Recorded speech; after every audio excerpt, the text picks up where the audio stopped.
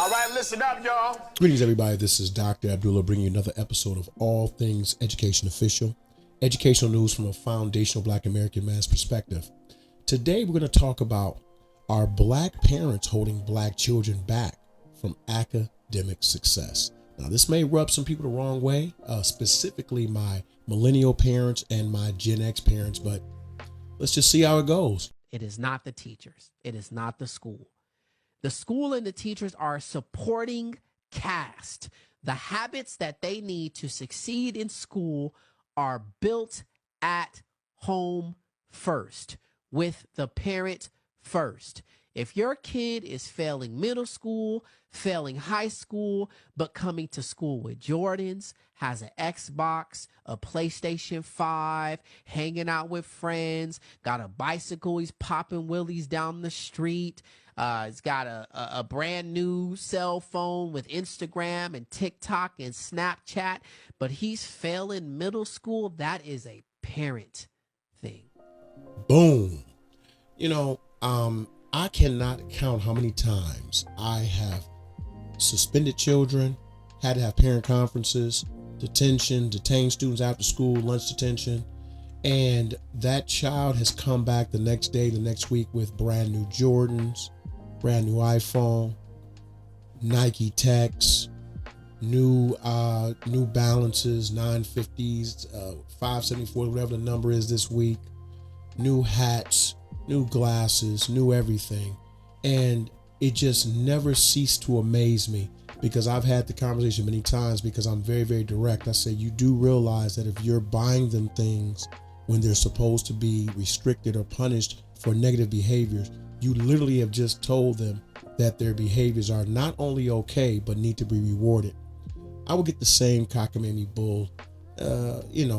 Well, they need new clothes. I was going to buy new clothes anyway, or they needed a new phone because their old phone broke, and they gotta talk to me on the way home, or they gotta call me when they get home. And I could do nothing but just say that's not the best recipe. And I know that many of us in the community have had situations where we didn't have, and I like to take it back to what I was taught. Sometimes we spend so much time trying to give our children what we didn't have, we forget to give them what we did. And I'm a Generation Xer. I was raised by the boomers and the silent generation. So I like to say that I was probably the last generation to be taught grit, be taught that you got to work for everything that matters to you, and that if it's not worth working for, it's not worth having. I now have Millennial parents. So I have parents who are literally the same age as some of my children. And these parents believe that if they just buy their children the things that they weren't allowed to have when they were older, that their children would benefit, and they couldn't be any farther from the truth. I know I spent a lot of time speaking on the ills of white supremacy, racism, specifically in the educational system as it pertains to our people, but I will be remiss if I do not put out there the simple fact: we are a powerful group of people. And we're so powerful that we need to stop telling ourselves that the only thing that's holding us back are those entities. Sometimes we hold our own selves back. And as a group of people, we are so intelligent, we're so talented, and we get lost. And these are one of the things that I see us being lost in. And this is the whole academic world. And it's not just about going to school. It's about teaching our children the value of hard work, teaching the value of ethical work, teaching them the value of an understanding of how, if you put forth the energy, you put forth the effort, it will yield great results.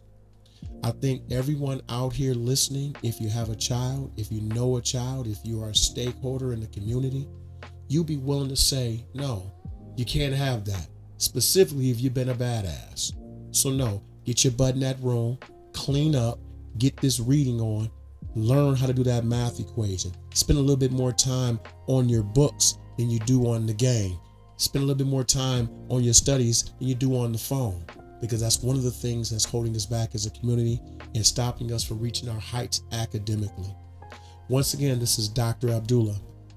Tell me what you think. Do you think that maybe we are giving ourselves probably not the best hand when it comes to our academics by rewarding our children? Do you think it's a millennial and Gen X parent concern or some millennial and Gen X teacher concern?